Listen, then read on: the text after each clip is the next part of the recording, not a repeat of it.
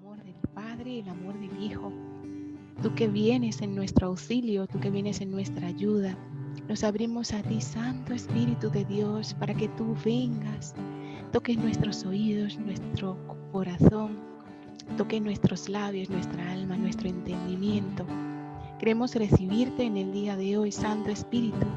Nos abrimos a ti para que tú nos abras el entendimiento, para que podamos, Señor, acoger tu palabra, acoger lo más sencillo que podamos recibir, Señor, pero que llegue a nuestro corazón, Señor, desde ti.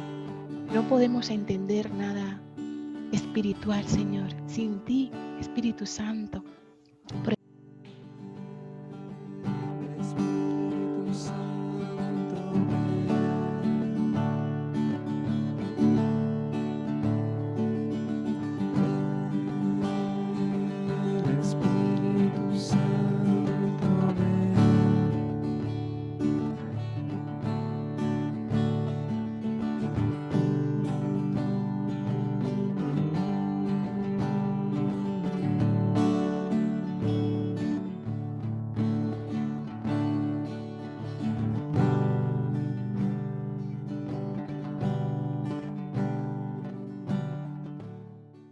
Nos dejamos acariciar por ti,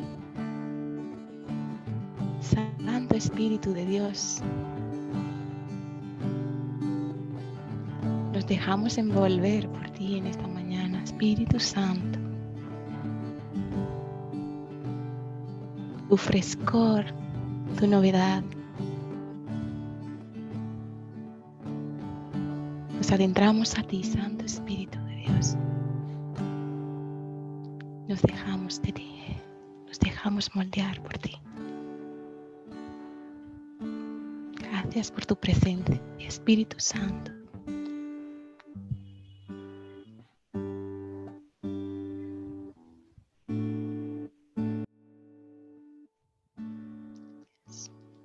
Y a ti, Madre, queremos consagrarnos, queremos consagrarte nuestras vidas, nuestros corazones. Queremos que nos lleves de tu mano, que nunca nos sueltes, que nos protejas de todo mal, de toda seducción, que nos protejas de toda comodidad, de toda indolencia o pasividad, que por tu intercesión y con tu gracia, Madre, podamos abrirnos plenamente al Espíritu Santo, para dejar que Él vaya formando en nosotros la imagen de Cristo.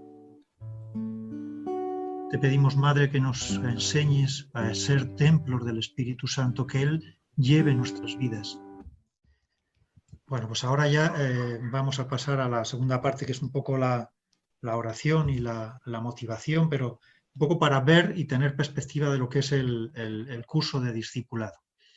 Y hay un cuentecito que resume muy bien lo que es el discipulado. Dice que había dos leñadores, uno se llamaba Pedro y otro Juan, y se hicieron una apuesta a ver quién cortaba más árboles durante toda la semana. Y bueno, aceptaron la apuesta y se pusieron cada uno a talar. Fueron el lunes, estuvieron todo el día trabajando, mañana y tarde, y al final del día 20 y 20 árboles que habían cortado. Así que muy empatados estaban, no sabemos lo que iba a pasar. Pero llega el martes y se ponen a trabajar los dos, están toda la mañana trabajando y Juan a mediodía se va a la cabaña y se está 2 horas ahí en la cabaña, luego por la tarde otra vez se va.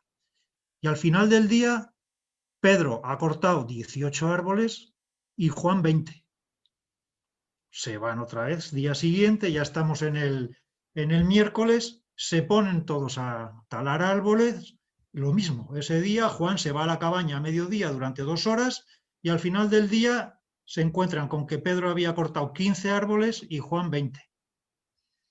El jueves ya Pedro un poco mosqueado, pues como el que más, se pone a trabajar desde la mañana hasta la tarde y Juan lo mismo. A mediodía se va a la cabaña, descansa 2 horas y al final del día Pedro había talado 11 árboles y Juan 20.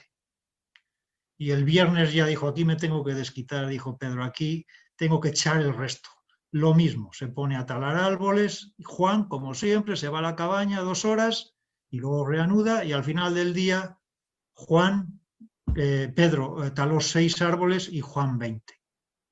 Y un poco mosca ya Pedro le dijo a Juan, pero bueno, ¿por qué tú yéndote y descansando 2 horas entre el día y en la jornada has podido talar más árboles que yo. Es que te has ido a descansar y yo he estado aquí matándome y no he conseguido igualarte. Y le dice Juan, no, yo no me he ido a descansar, yo lo que me he ido es a afilar el hacha.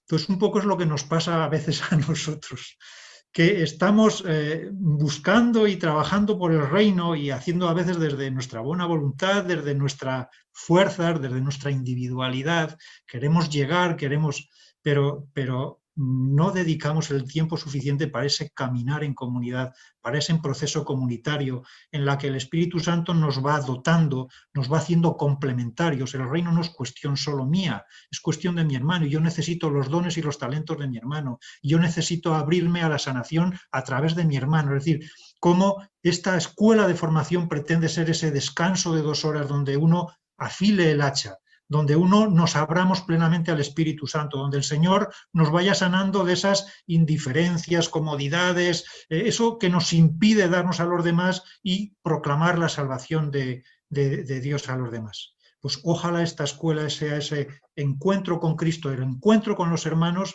para que el Espíritu Santo afile el hacha de nuestro corazón, de nuestra voluntad, de nuestro entendimiento y podamos trabajar para su reino transformados, dotados y buscando siempre la oveja perdida y el hermano que sufre para que él también tenga ese encuentro personal con Cristo. Ahora Ana nos va a dar esa visión completa del curso y luego ya continuamos en el compartir.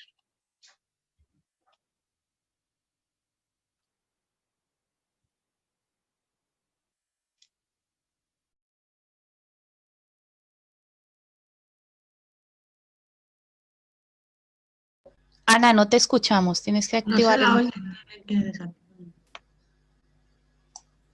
Perfecto, se me había olvidado dar al audio.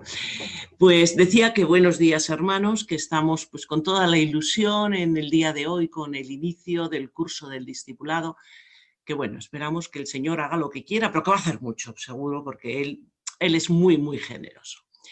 Y lo que vamos a ir haciendo va a ser hoy una visión panorámica del curso, es decir, una especie de explicación general, de introducción general a qué vamos a hacer a lo largo del curso, porque claro, no podemos meternos de cabeza a una cosa, a algo como un curso, que es todo un proceso, sin tener ni idea de dónde nos hemos metido. Es verdad que bueno, y además es muy de agradecer, todos os sabéis, nos hemos tirado a la piscina vestidos, es decir, a esperar lo que el Señor quiera. Pero bueno, vamos a ver un poco por qué caminos el Señor parece ser que nos quiere conducir. Entonces, en esta visión panorámica del curso, lo primero de todo es conocer los objetivos del curso. Y el objetivo del curso fundamentalmente es saber cuál es nuestro lugar en el plan de salvación que Dios confió a Jesús. Porque Dios tiene un plan de salvación para el hombre. Y dentro de este plan de salvación, un plan de salvación que todos conocemos, que en muchos momentos tendremos que reflexionar también más despacito sobre él, pero dentro de este plan de salvación a nosotros nos ha dado un papel. ¿Y cuál es ese papel? Es que seamos sus discípulos. Esto es importantísimo porque muchas veces se nos olvida. Mirad, nosotros decimos, yo soy creyente. Y bueno, soy creyente desde que nací, desde pequeñito, que en fin, tuve esta suerte de que me criaron en un ambiente pues, muy religioso y tal, o soy creyente porque en un momento determinado el Señor me tocó y ya está, y yo pues, creo en Él firmemente. Sí, pero ser creyente no es lo mismo que ser discípulo. Ser discípulo es otra cosa. Y es precisamente en este último término en el que nosotros tenemos que profundizar. Mirad, ¿cuál es el paso para ser discípulo? Bueno, el primero es un paso que todos conocemos, un paso además que bueno, es un antes y un después en nuestra vida, que es el encuentro con Jesús. Porque si no hemos tenido un encuentro con Jesús, ya sabemos, esto lo decía muy claramente el Papa Benedicto XVI en Deus Caritas Est, dice, si no tienes un encuentro con Jesús, ni eres cristiano ni eres nada. Bueno, y este encuentro con Jesús, todos además lo recordamos, pues ha sido en un momento en nuestra vida en que nos encontrábamos muchas veces pues, en un estado, en fin, bastante lamentable, en el que de pronto Jesús ha aparecido a nuestro lado. Siempre ha sido Él, porque el encuentro con Jesús nos lo puede haber propiciado un hermano o cualquier circunstancia, pero siempre es la iniciativa del Señor la que cuenta. Y a partir de ese momento, a partir de ese encuentro, vemos que las cosas van a cambiar. Porque, mirad, a partir de ese encuentro vamos a entrar, digamos, como en un pacto nuevo con Dios, vamos a tener una vida nueva, una novedad importante en nuestra vida, vamos a sentir que participamos en la unidad de Dios, que ya no nos gobierna el pecado, un nuevo Señor en nuestra vida. Y este Señor es Cristo. Y claro, una vez que esto lo sentimos, bueno, vamos a ver, quien se encuentra a Jesús, como le ocurre a Zaqueo, quien se encuentra a Jesús es que no se puede quedar indiferente. Si te encuentras de verdad, claro, si dices que te has encontrado y no, bueno, eso es otra historia, pero un encuentro verdadero es un cambio total en la vida, es un nacer de nuevo. Pero no basta con nacer, porque, en fin, eso ya lo vemos, simplemente por leyes biológicas, se nace y se crece, y si no se muere uno, o sea, no hay otra cosa, no hay otra solución. Entonces, después de haber nacido, tenemos que tomar una decisión, y la decisión es, ¿y ahora qué voy a hacer?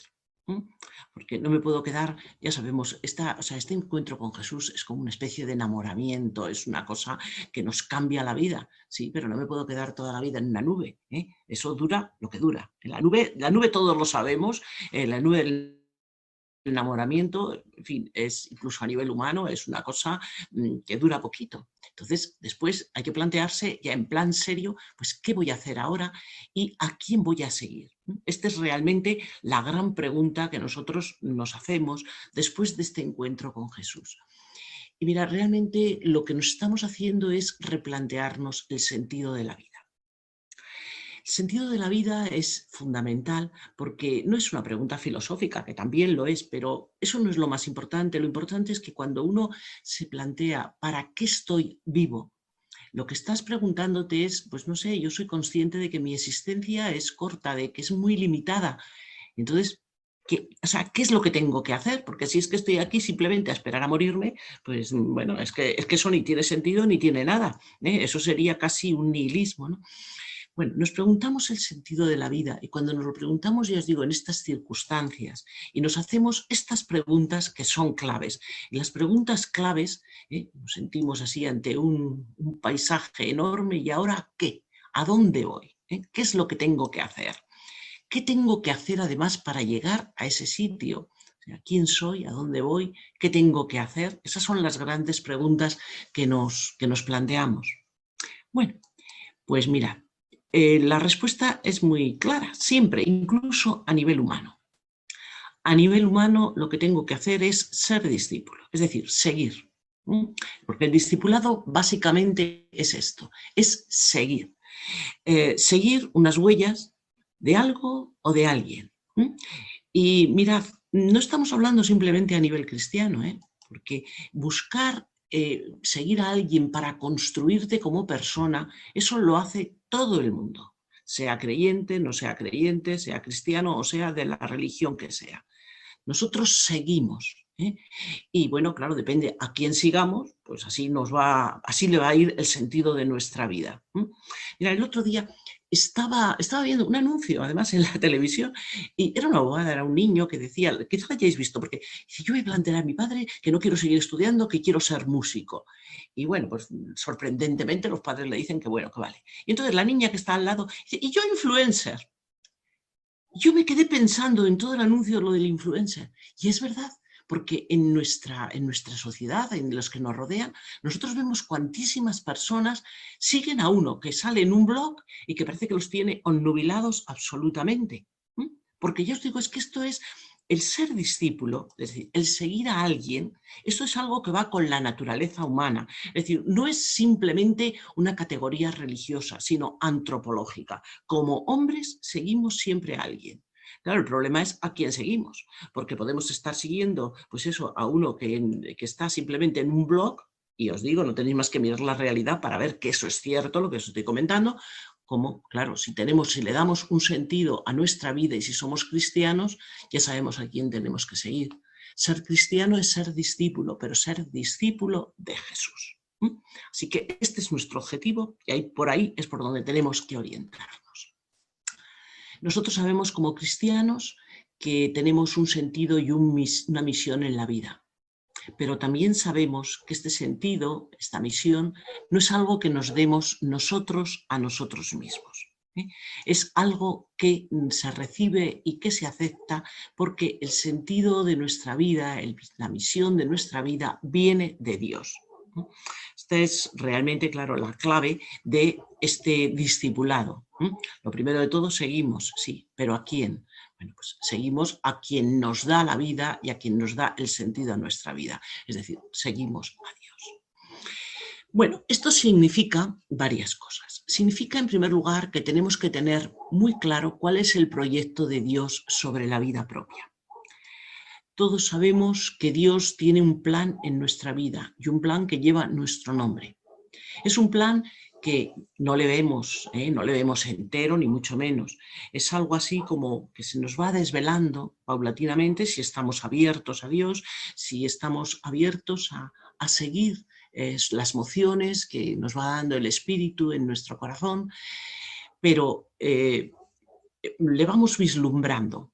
En principio, quizá de una manera un poco más vaga, después poco a poco va tomando muchísima más forma. Y tenemos que pedirle a Dios que nos dé esta luz para que veamos con claridad qué es lo que nos está pidiendo. Hay veces que nos podemos incluso equivocar, pero bueno, el Señor nos va a ir reconduciendo si realmente se lo pedimos y, en fin, tenemos una actitud abierta de corazón. En segundo lugar, tenemos que tomar la decisión. Mirad, Santa Teresa tenía una expresión preciosa. Decía, la decisión decisiva, ¿no? Pues eso, una decisión muy bien decidida, muy bien pensada, o sea, realmente como muy firme, de que vamos a seguir a Jesús, porque Jesús es quien me va a enseñar a ser. Bueno, esto a veces nos echa un poquito para atrás, porque Jesús nos enseña, pero ya sabemos que lo que nos enseña es con la cruz a cuestas, no nos enseña por un camino tranquilo, en fin, siempre es un camino que nos va a costar, pero Él nos va a ayudar.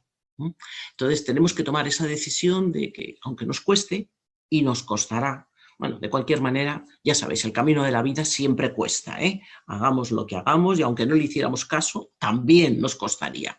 Bueno, pues nosotros tenemos que tomar la decisión de que le vamos a seguir. Y le vamos a seguir no por masoquismo, de llevar una cruz y ya está. No, le vamos a seguir porque Él es quien nos va a enseñar a ser nosotros mismos, a ser esa persona que Dios quiere, que Dios ha pensado que vamos a ser. No la que nosotros pensamos, sino la que Él ha pensado. Entonces, bueno, pues ya digo, habrá momentos en que a lo mejor en ese camino todo nos van a parecer oscuridades y todo nos van a parecer que hay precipicios a los lados, pero si Él va adelante, Él nos va marcando el camino. Ya sabéis, es como lo que dice el Salmo, ¿no? Que tu vara y tu cayado me sosiegan. Pues Él nos va a sosegar por delante siempre. Hay que decidir además a tener constancia y perseverancia. Bueno, esto, mirad, hoy que empezamos el curso, pues es algo que nos tenemos además que plantear de una manera muy seria, porque todos nos hemos hecho tantas veces propósitos que luego hemos ido abandonando a lo largo de la vida, ¿no? Si nosotros queremos ser discípulos de Jesús, tenemos que estar también decididos a perseverar en lo que Él nos vaya marcando. Perseverar como está haciendo aquí este señor que escala. Si no perseverara, pues no llegaría jamás a su objetivo. Ya sabemos que en la vida la constancia, la perseverancia son, digamos, claves, muchas veces más que las capacidades que uno tiene.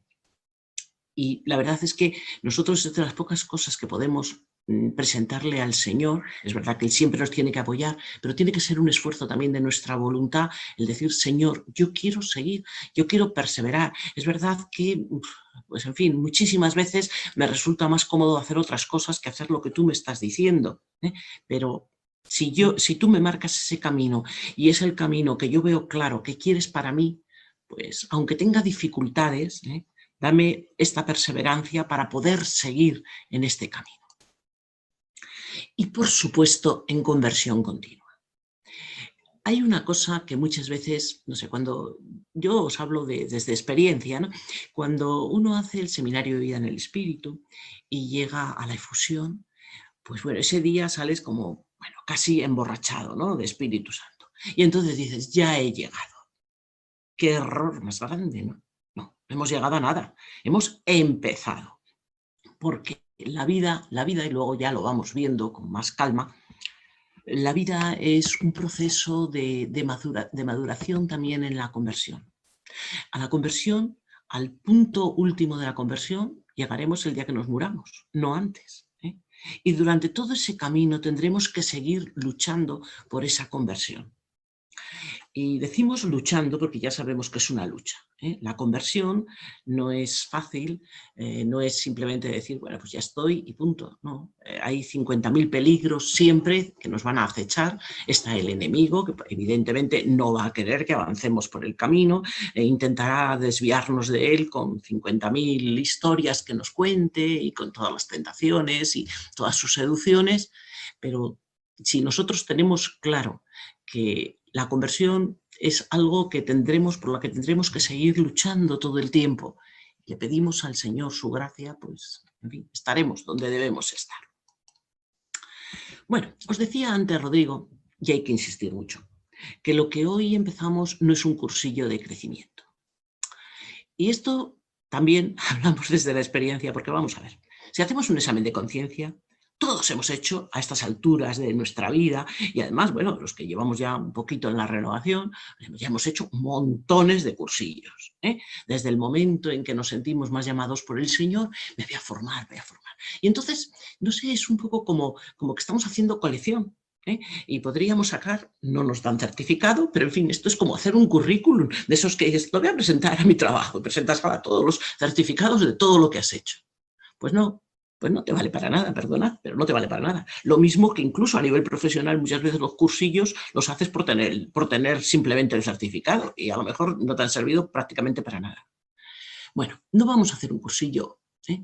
Aunque a lo mejor pueda parecerlo en algún momento, no. Porque para hacer un cursillo, pues ya os lo decía también Rodrigo, pues cogemos un libro, nos lo leemos y a lo mejor está mejor que vengamos cualquiera de nosotros y lo expliquemos pues simplemente como podamos, que a lo mejor tampoco estamos muy capacitados para explicarlo, tampoco somos súper maravillosos explicándolo, no.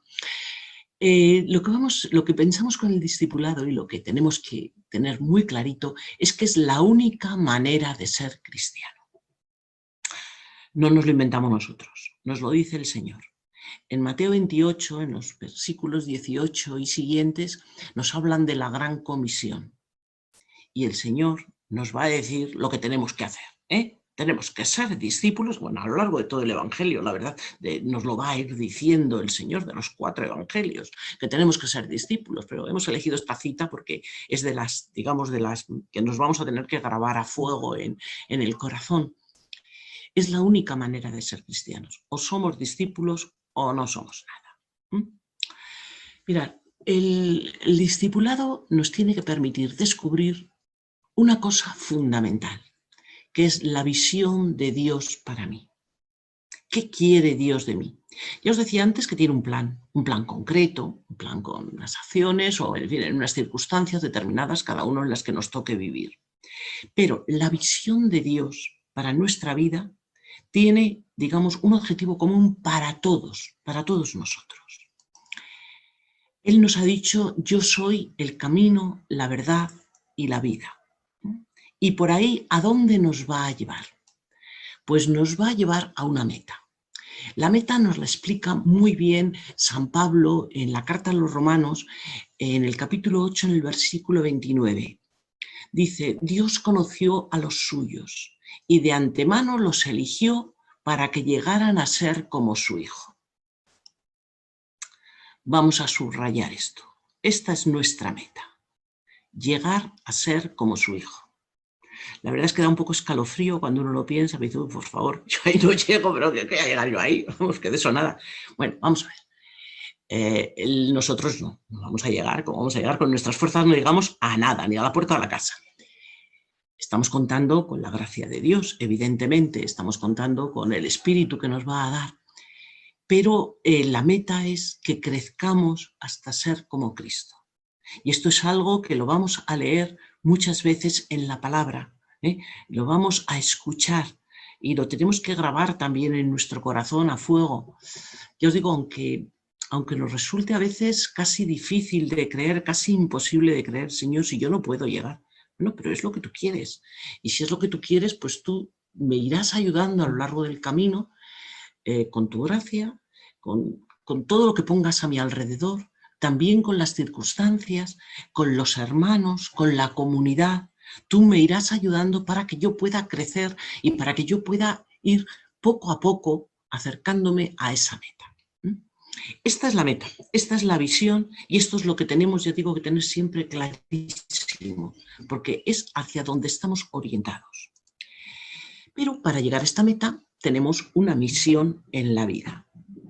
El Señor nos propone esa meta a todos, pero claro, no todos vamos a hacer lo mismo.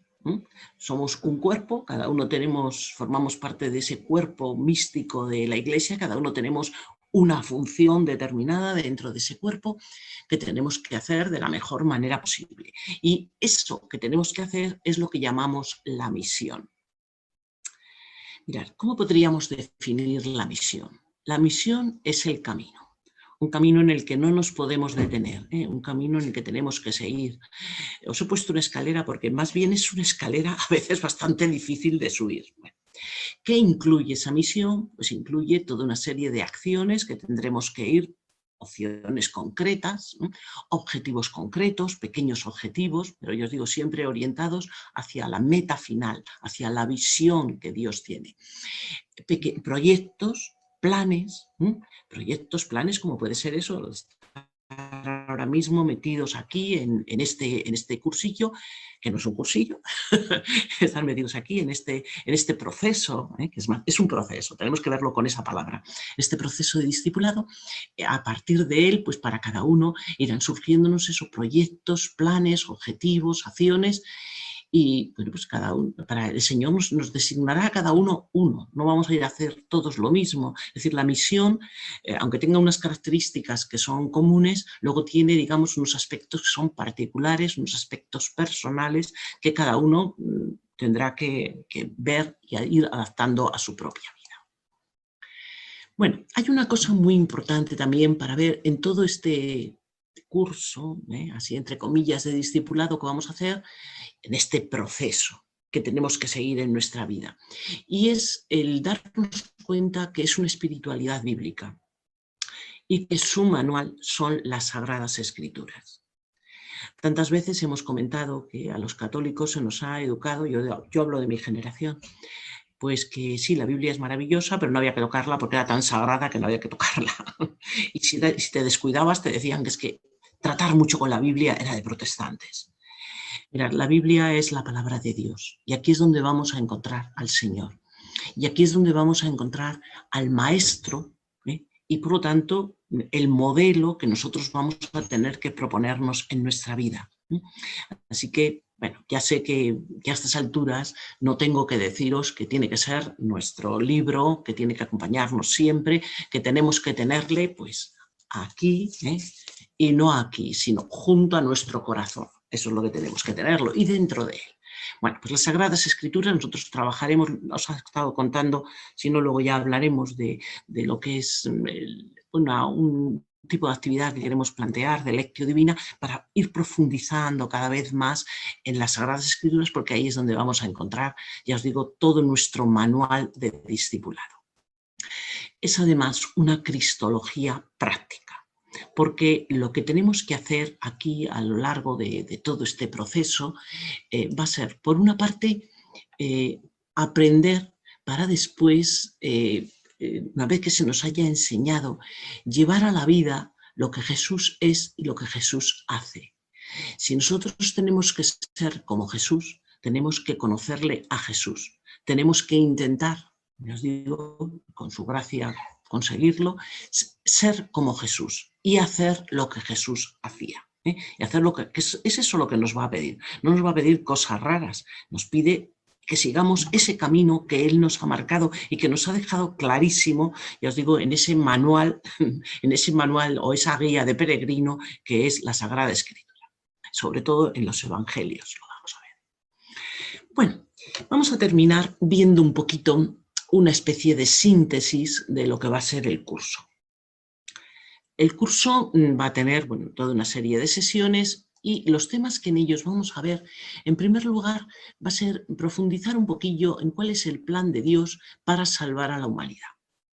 Nosotros sabemos que Dios creó al hombre y le dio libertad de elección. Ese era el plan primero que tenía Dios para el hombre. Pero es un plan que se fue estropeando porque el hombre pecó. Como el hombre pecó, Dios no le dejó solo.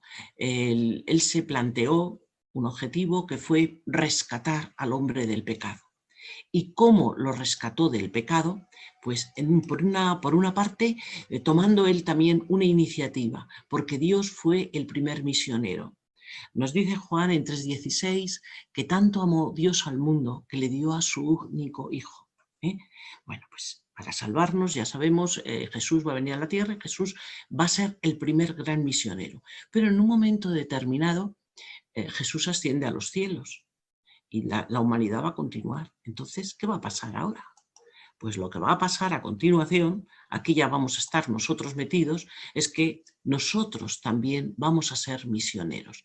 Y vamos a ser misioneros como discípulos del Señor y continuando ese plan que el Señor nos ha planteado.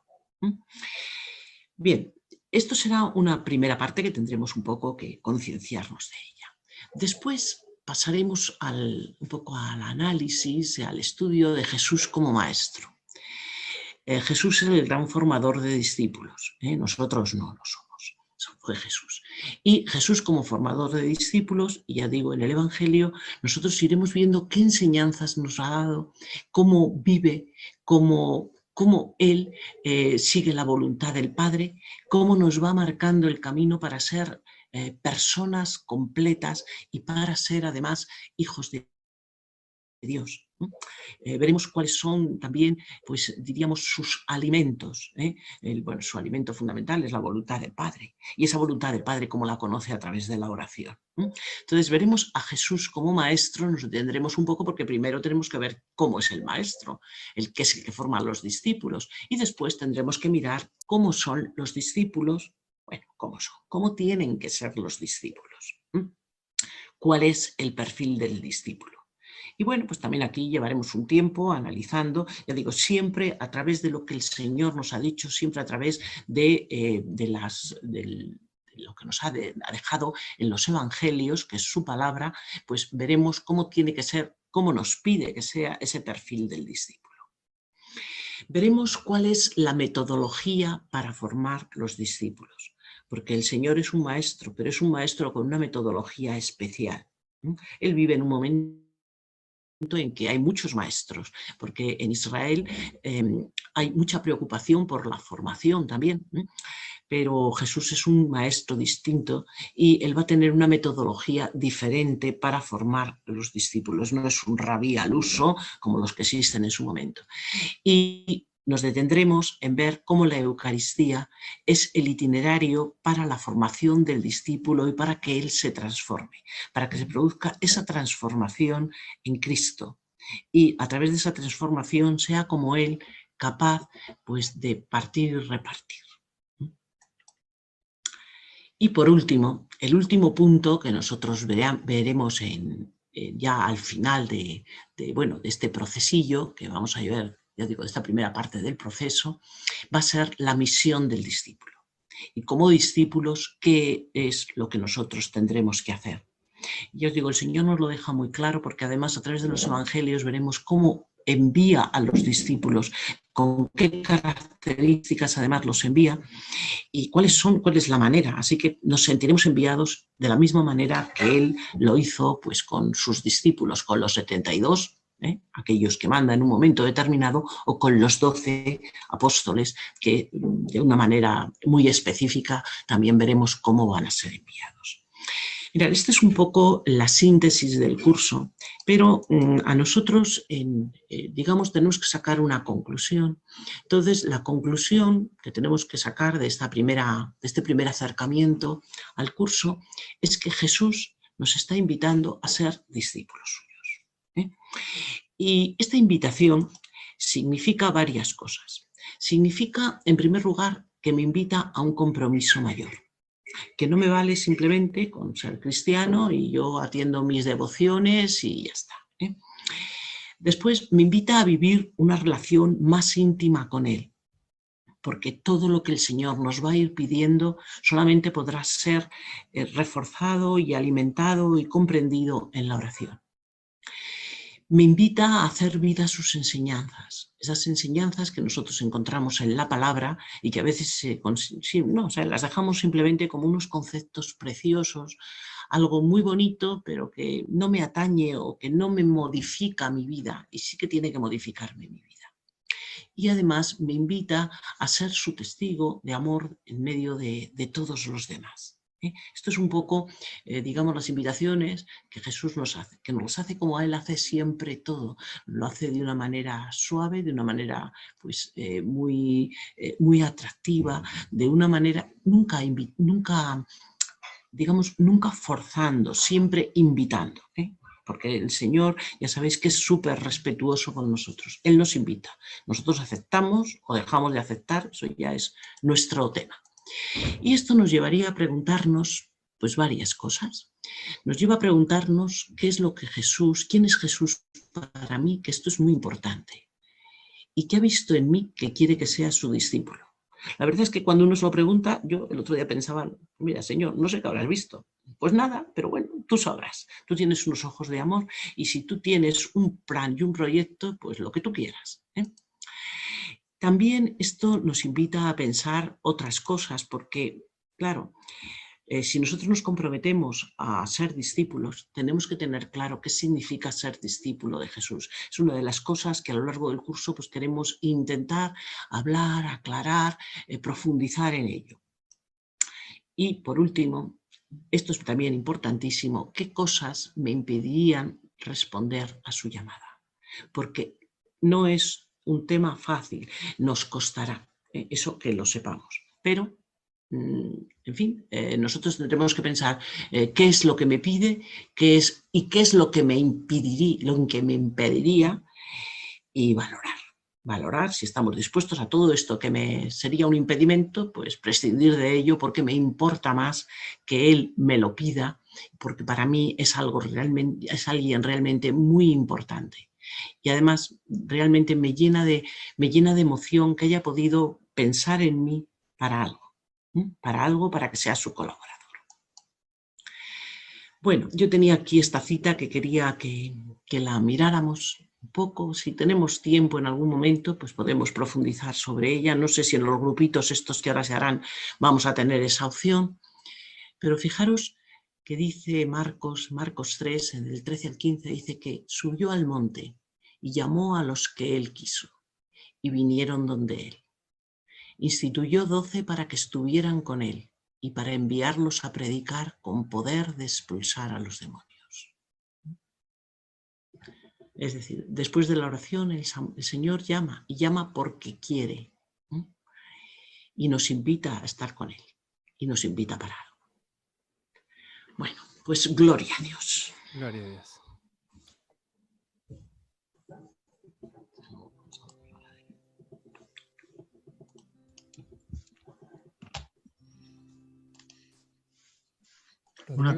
Una cancioncita, sí, José. Vamos a cantar esta canción que dice que hemos decidido seguir a Cristo. Hoy todos los que estamos aquí presentes. He decidido seguir a Cristo. He decidido seguir a Cristo. He decidido seguir a Cristo sin retornar, sin retornar. La cruz delante, el mundo atrás. La cruz delante, el mundo atrás. La cruz delante, el mundo atrás. Sin retornar, sin retornar. Siempre de frente, sin rodear. Siempre de frente, sin rodear. Siempre de frente, sin rodear. Sin retornar, sin retornar. He decidido seguir a Cristo. He decidido seguir a Cristo. He decidido seguir a Cristo. Sin retornar, sin retornar. Una vez más. He decidido seguir a Cristo. He decidido seguir a Cristo. He decidido seguir a Cristo. Sin retornar, sin retornar. Bendito y alabado, gloria a ti, Señor. Todo sea para tu gloria. Bendito y alabado, Señor. Y ahora que está el padre Rodolfo, padre, ¿por dónde anda? Que no le veo por aquí. Aquí sí. Bienvenido, padre. Buenos días, Dios les bendiga. ¿Cómo están? Buenos días. Bien, gracias a Dios. Gracias al Señor, gracias al Señor. Qué gusto verlos, qué bueno compartir con ustedes en esta hora de la mañana. Qué bueno que ya estamos culminando nuestro primer día de escuela en el nivel de discipulado, Es una bendición poder compartir esta experiencia de Dios. Ayer hay un texto bíblico que me gustó mucho. Tiene una enseñanza bastante profunda. No sé si lo recuerdan, si estuvieron en la misa. Ayer fue la sanación del enfermo de hidropesia, ¿cierto? Los que no lo recuerden, está en el Evangelio de Lucas, en el capítulo 14, versículos 1 al 6. Y dice la palabra del Señor que los fariseos estaban acechando. Jesús fue a comer donde uno de los fariseos y le presentaron un enfermo de hidropesia. Y entonces los fariseos estaban al acecho porque era un sábado. Entonces, pendientes a ver si sanaba el sábado. Y Jesús lo puso ahí enfrente y dijo, ¿qué es lo que es lícito hacer en sábado? ¿Qué es lícito hacer en sábado? Entonces, ellos se quedaron callados y les dijo, hipócritas. Fíjense esa frase tan fuerte del Señor. Hipócritas. Si fuera vuestro buey, si fuera vuestro asno, si fuera vuestro hijo, ¿qué haría? Claro, como es un enfermo. Y le dijo, ¿qué es lo que se debe hacer el sábado? ¿El bien o el mal? ¿Qué es lo que se debe hacer? Y entonces lo sanó. Y a mí me impactó. Incluso los verbos que dice la palabra del Señor son unos verbos que traen una enseñanza tremenda. Dice, lo tomó, lo curó y lo despidió. Así dice la Biblia de Jerusalén. Lo tomó, lo curó y lo despidió. Yo tendría que hacer una investigación un poco más exhaustiva bíblicamente, pero yo me atrevo a decir que el tomar es acoger, lo acogió, lo recibió, lo curó, lo sanó, le dio descanso de su alivio, de su dolor. Y lo despidió lo envió.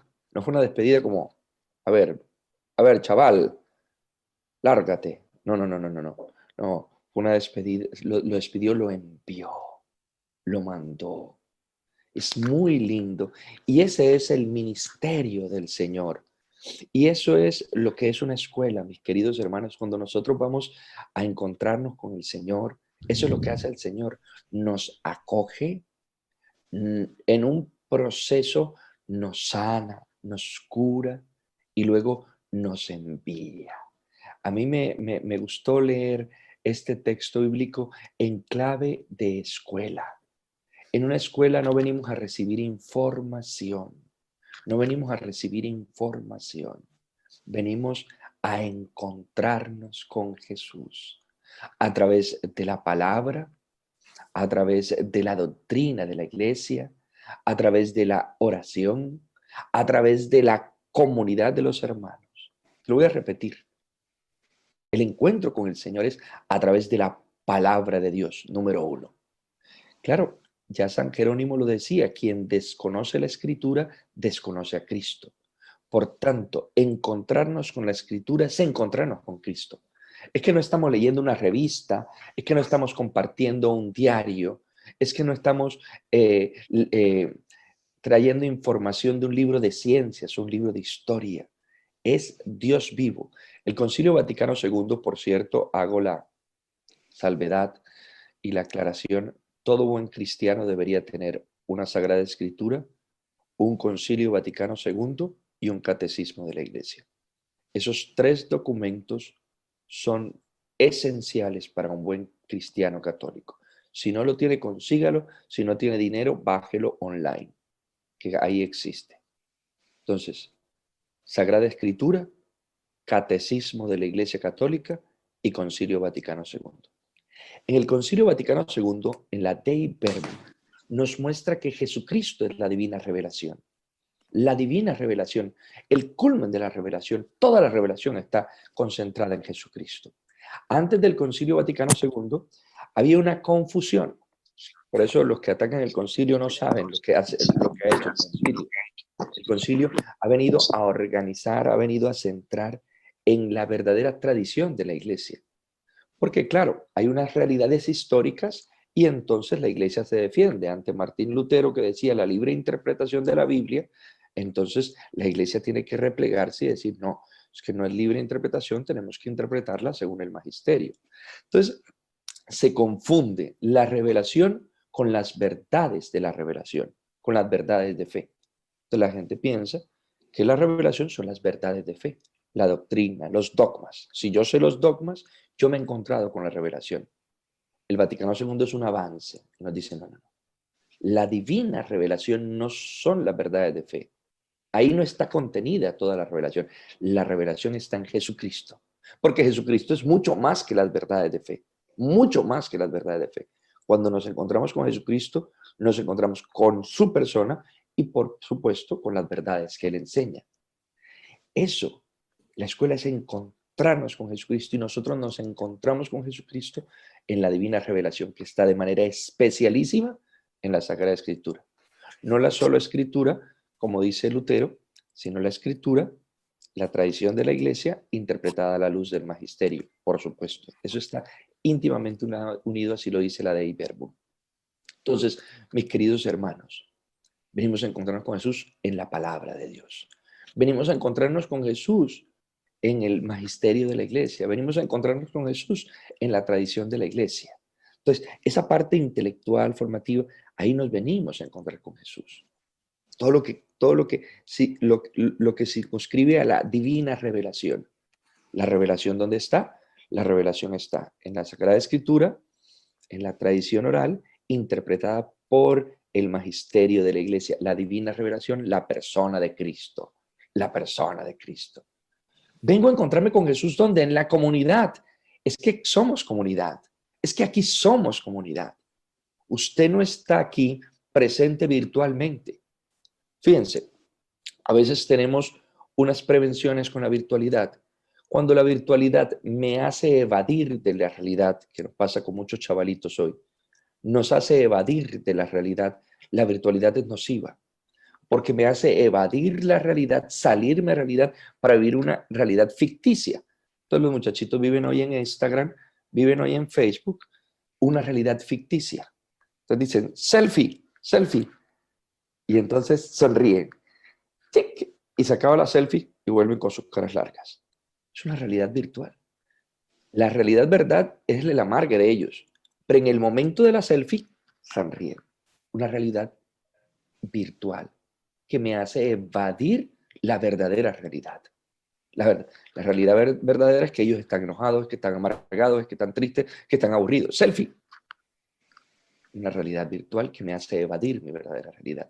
Pero cuando la virtualidad me ayuda a vivir mi realidad, entonces es positiva. Es que las cosas no son negativas o positivas. Las cosas son de acuerdo como las usemos. El ejemplo clásico, un cuchillo.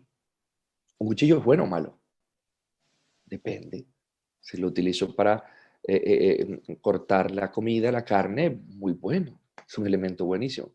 Pero si lo utilizo para lastimar gente, es un elemento malo. ¡Qué bendita virtualidad!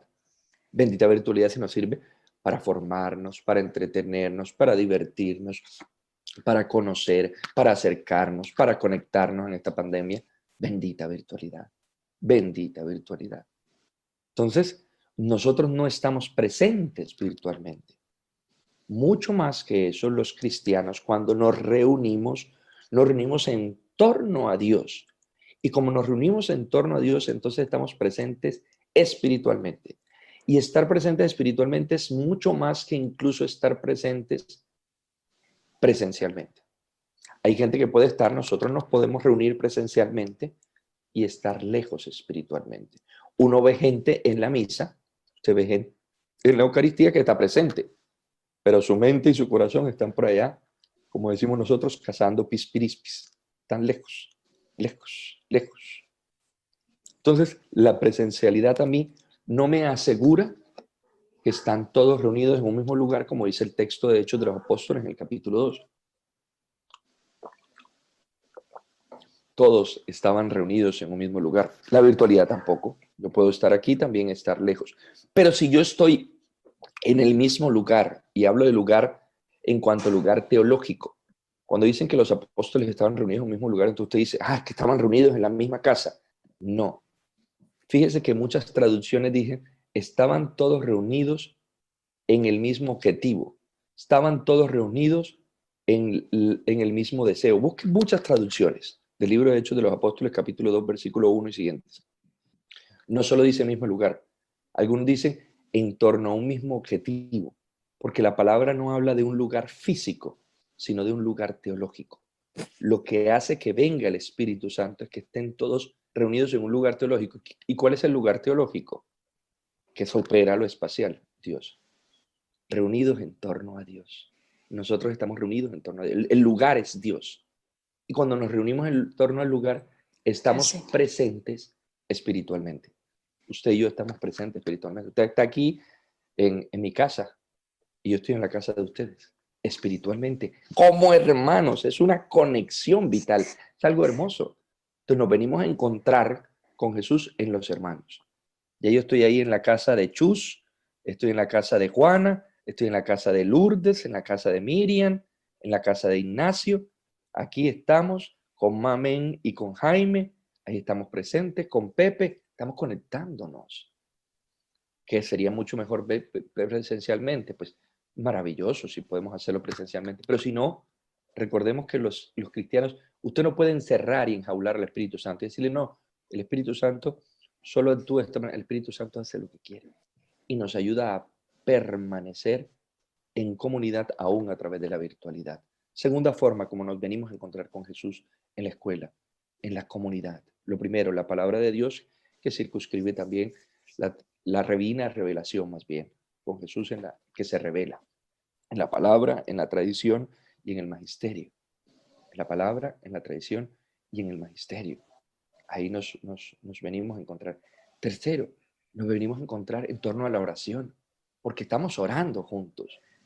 No solo porque tenemos un espacio de oración, porque usted dice, sí, tenemos un espaciecito o un espacio para orar, al principio, al final, lo que sea. No solo eso, es que cuando yo estoy conectado a Dios, ya estoy orando. Cuando dice la palabra del Señor en el Evangelio de Lucas, que se le aparece el ángel a la Santísima Virgen María, ¿qué estaba haciendo María en ese momento cuando se le apareció el ángel? ¿Qué estaba haciendo? ¿Qué dice el texto bíblico? ¿Alguien ha leído ese texto bíblico? ¿Qué hacía María? Porque esa parte como que no la leemos. ¿Qué hacía María? Orar. No. No dice la Biblia, no invente.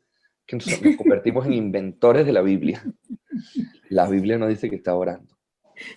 Es más, la Biblia no dice qué estaba haciendo la Virgen.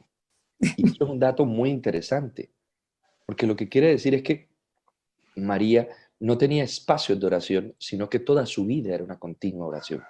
María podía estar lavando, podía estar barriendo, podía estar cocinando, podría estar haciendo lo que sea. Y María estaba conectada con Dios. Tenía una conexión, porque no solo era una mujer que hacía oración, sino que era una mujer orante. Y hacia allá debemos caminar nosotros. Tener una conexión con Dios, conectarme en todo momento con Dios. Entonces no solo me conecto cuando estoy orando, sino cuando estoy siendo una persona orante.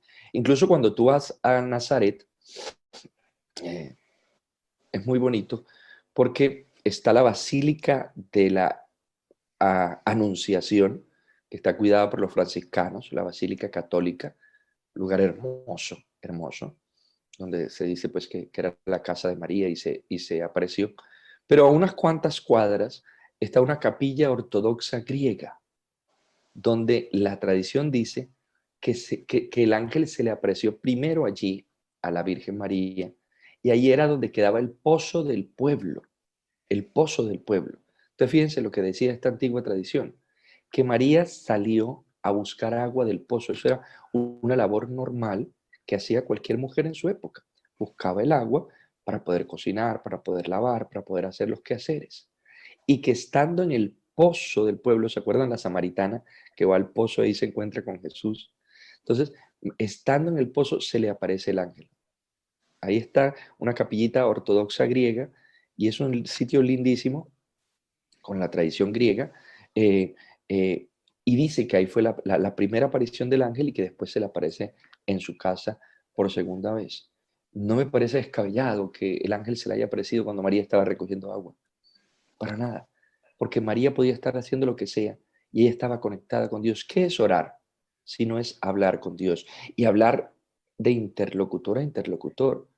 Orar es activo, no es, a veces ponemos a Dios como pasivo, porque pedimos, hablamos, oramos y después ya, amén y amén. No, Dios nos responde, Dios nos escucha y nos responde. María escucha la voz de Dios, María ora y escucha la voz de Dios. Entonces, en toda la escuela, no solo en el momentico que tenemos oración, estamos vinculados a Jesús. Tenemos en el centro a Jesús.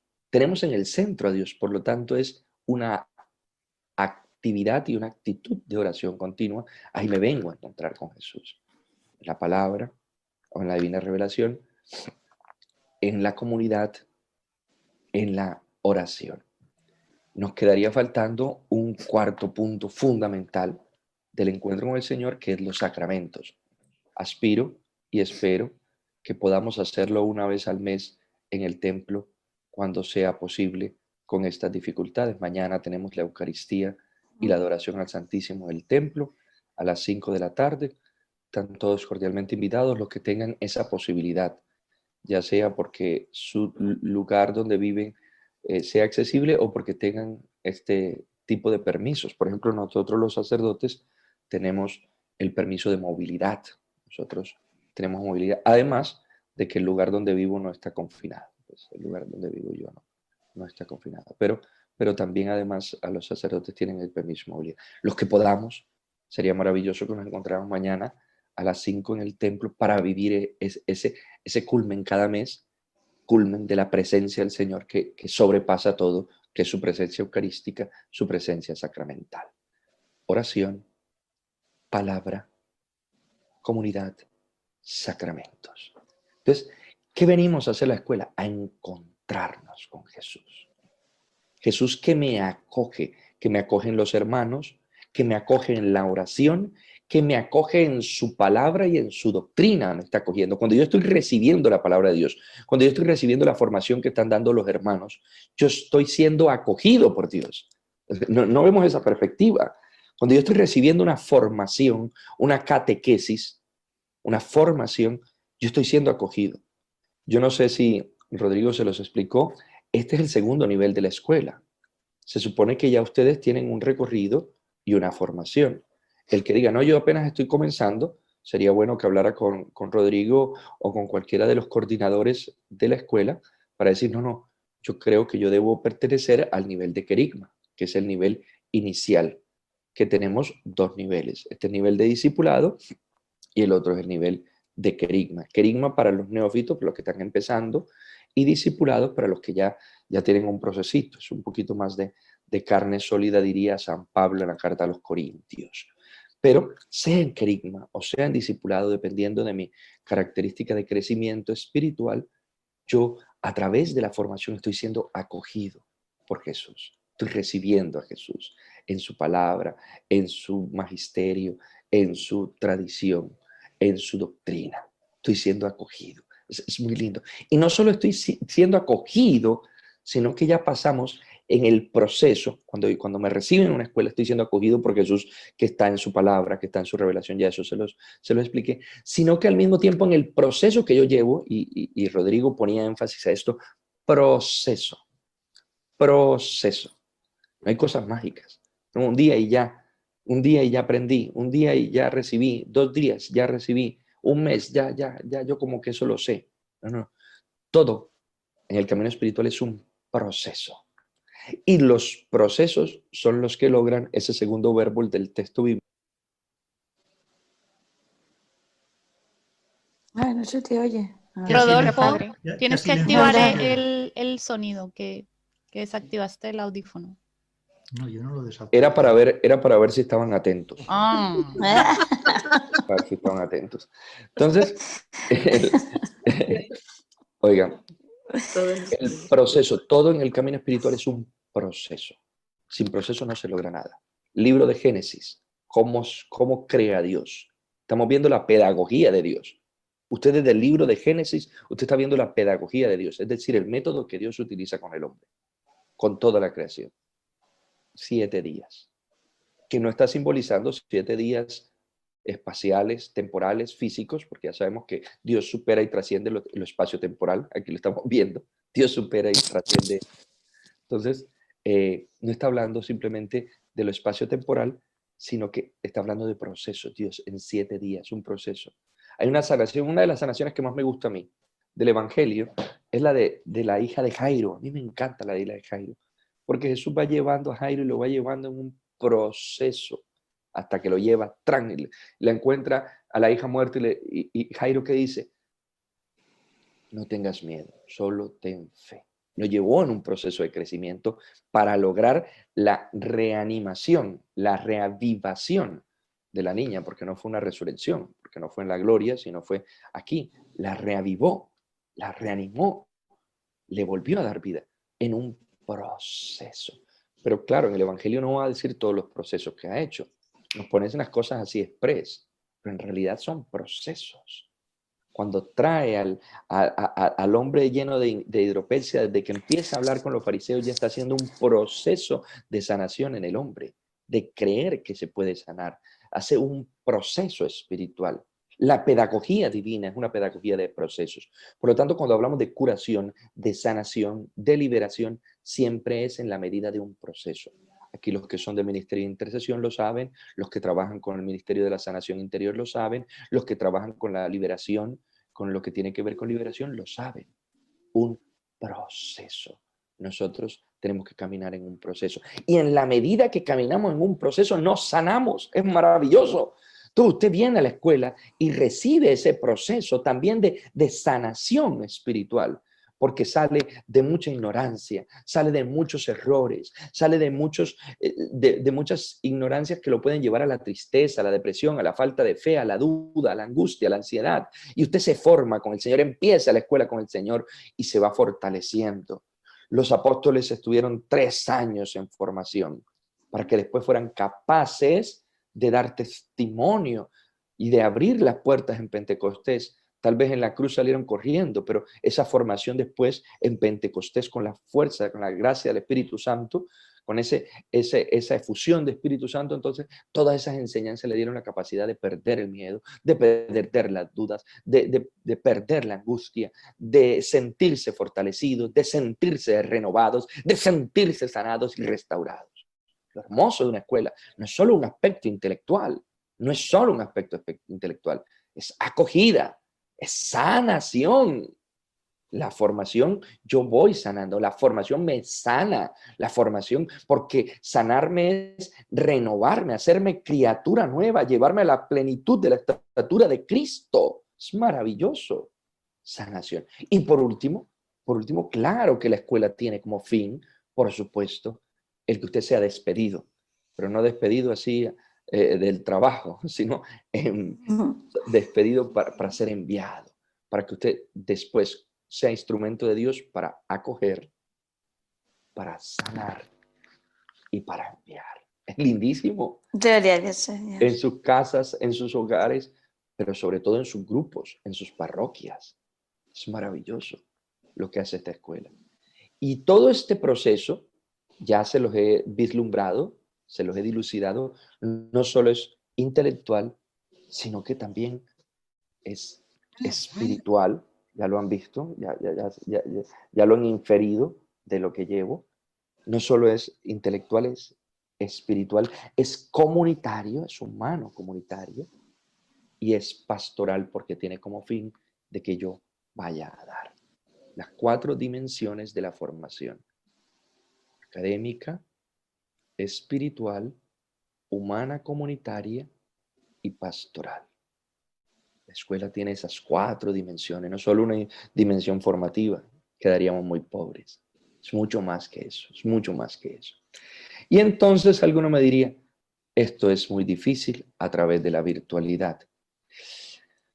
Yo con este texto, y con eso concluyo, perdónenme que me tome unos minutos más, perdónenme, pero quiero concluir. Esto a mí me impactó. Maribel, Rodrigo, Cecilia, José, Javier, a ver, el resto de coordinadores, son los que veo aquí, Janet, Ana. que veo aquí. Ana no la veo, me parece, creo que en la segunda pantalla. Por ahí está, sí, ya la vi, Ana. Ahí está. Oye, esto me impactó a mí, oigan esto. Los judíos colocaron una excusa para sanar a este hombre. Es que hoy es sábado. Es que hoy es sábado, los sábados no se puede hacer eso. Los sábados no se puede hacer eso. Oye, es que no se puede porque es que es sábado. No se puede hacer eso. Colocaron la excusa para acoger, para sanar y para enviar a este hombre. Que hoy es sábado. Y los sábados no se puede. Tú tienes que entender. Y era una visión religiosa. Era una visión religiosa. Es que el Sabbat es el día del descanso. Si tú sanas el sábado, tú eres un malagradecido con Dios que te ha creado. Y la visión de Cristo, y esto es teología bíblica, para el judío, no descansar el sábado es un acto de malagradecimiento a Dios que me ha dado todo.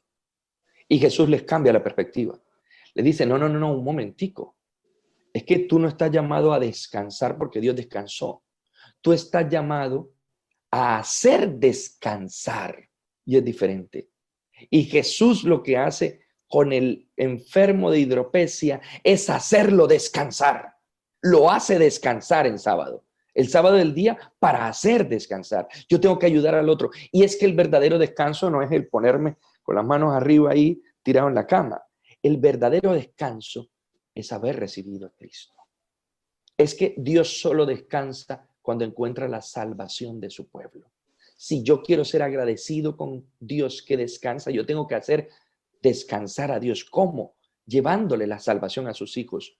Porque el fin de Dios es que todos los hombres se salven. Por lo tanto, yo solo soy agradecido con Dios para que descanse en la medida que hago que los hombres se salven, sin excusa. Y nosotros somos peores que los fariseos, porque los fariseos ponían excusa los sábados para ayudar a ese hombre. Pero nosotros ponemos excusas los lunes, los martes, los miércoles, los jueves, los domingos, todos los días estamos poniendo excusas. Por eso Jesús le dice, ¿y si fuera tu hijo? ¿Y si fuera tu buey? ¿Y si fuera tu asno, no lo ayudarías? ¿No lo llamarías? ¿No harías esto? ¿No lo harías si fuera tu hijo? Si fuera Entonces, se quedaron calladitos. Entonces el problema no es que sea sábado. El problema es que eres indiferente frente al que sufre. El problema es que pasas de largo. Por favor, como tarea.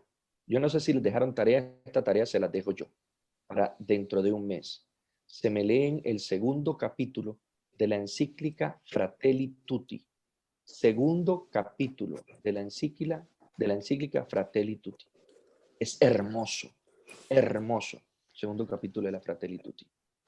Que es una exégesis sobre el buen samaritano. Es una exégesis sobre el buen samaritano. Sobre no pasar de largo. Ojalá se lean toda la encíclica.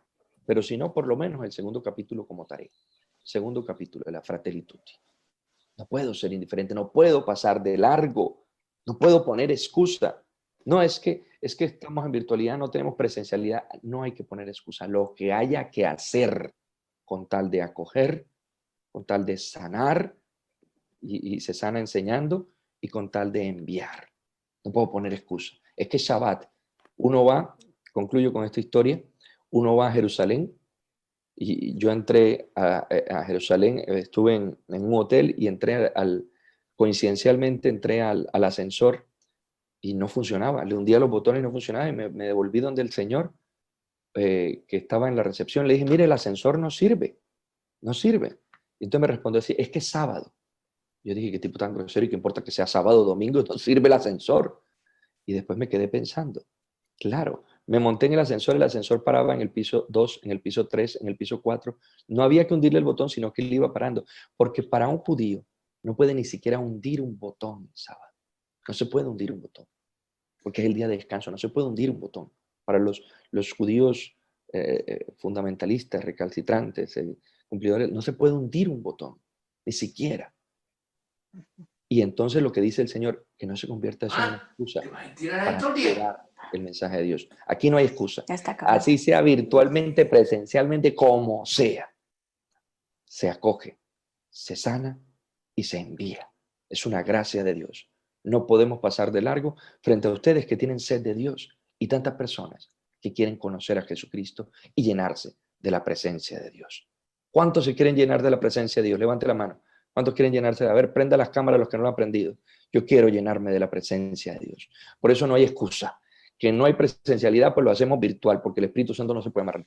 Ojalá lo podemos hacer presencialmente, ya les dije que es mucho mejor, pero no se puede limitar. Sobrepasa, Dios sobrepasa esas barreras. Entonces, hoy estamos presentes, hoy estoy en sus casas, hoy estamos juntos, estamos en comunidad, estamos recibiendo la palabra de Dios, hoy estamos siendo acogidos, sanados y enviados para llevar este mensaje a todos los que nos rodean. Amén, amén, amén. Amén. Les mando esta bendición especial antes que Rodrigo termine con las indicaciones. Que sea Dios mismo quien los bendiga. Que sepan que Dios hoy los acoge, que Dios hoy los sana, que Dios hoy inicia esa obra de sanación, ese proceso de sanación que realizaremos durante todo este transcurso, este itinerario formativo. Será un itinerario sanador y renovador. Un itinerario sanador y renovador. Dios mismo que te acoge, te toma, te sana y luego te da la fuerza para ser enviado y para llevar ese mensaje de amor también a las personas que te rodean, a tu familia, a los que están a tu alrededor, a tu grupo, a tu parroquia. Obra baricaria, tari shiririandara barikai. Y shiririandara barikai. Que sea tu bendición en este momento sobre esos hijos tuyos, Señor. Que sane, que levante, que restaure, que vivifique, que convierta, que haga una obra poderosa, que rompa las cadenas, que desate las ataduras y que nos lleve, Señor, a estar en plenitud contigo. Gloria, gloria, gloria. La bendición de Dios Todopoderoso, que es amor, Padre, Hijo y Espíritu Santo, descienda sobre vosotros y os acompañe siempre. Amén, amén, amén.